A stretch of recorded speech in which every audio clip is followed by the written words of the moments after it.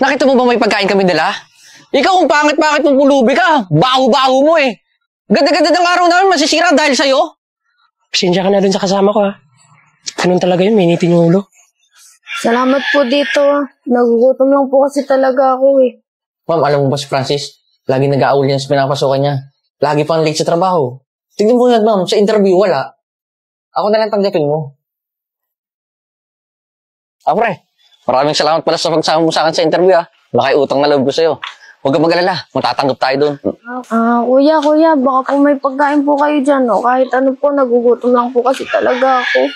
Nakita mo ba may pagkain kami dala? Ikaw, kung pangit-pangit mong pulubi ka, baho-baho mo eh.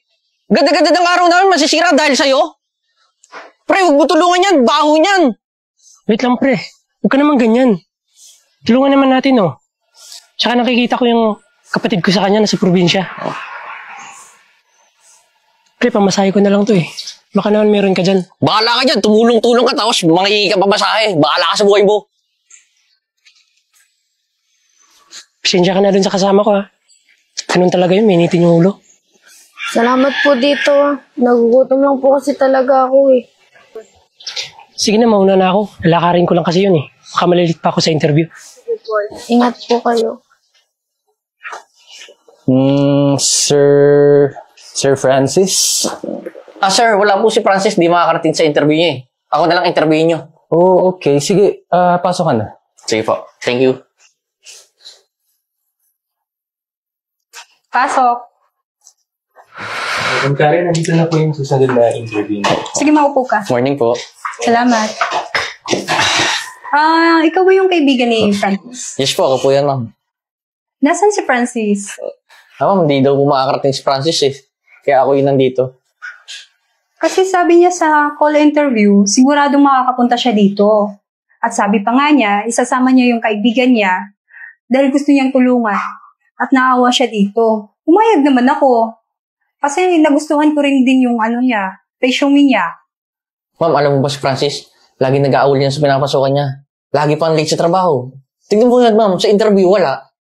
Ako na lang tanggapin mo. Teka, may kukunin lang ako. I-continue natin yung interview mamaya. Pagbalik ko. Sige po.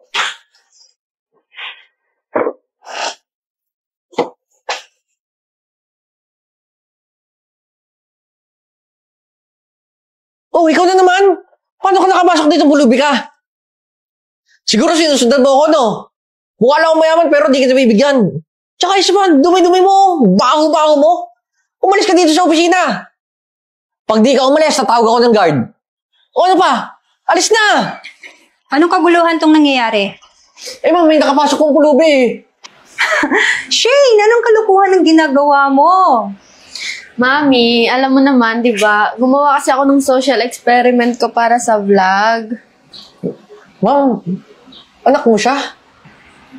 Pinakikilala ko nga pala sa'yo yung nag-iisa kong anak, si Shane.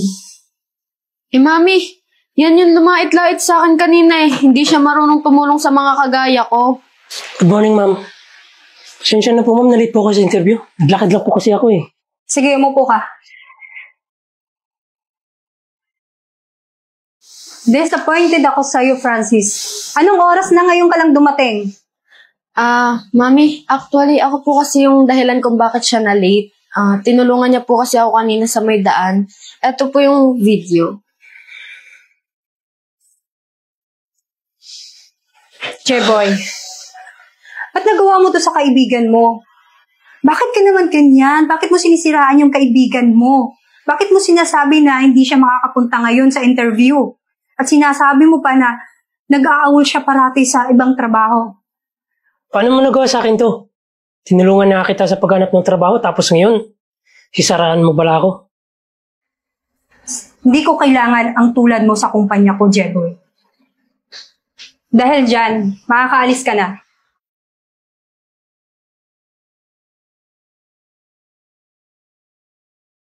Francis, natutuwa ako sa'yo. Kasi bukod sa mabuti kang kaibigan, nakikita ko na interesado ka dito sa trabahong ito, na kahit late ka na, talagang pumunta ka dito. Hindi na kita kailangan pa interviewin. Nakita ko yung video na tinulungan mo yung anak ko. At nakita ko doon yung kabutihan ng puso mo. Dahil dyan, congratulations, tanggap ka na. Ma'am, maraming salamat po.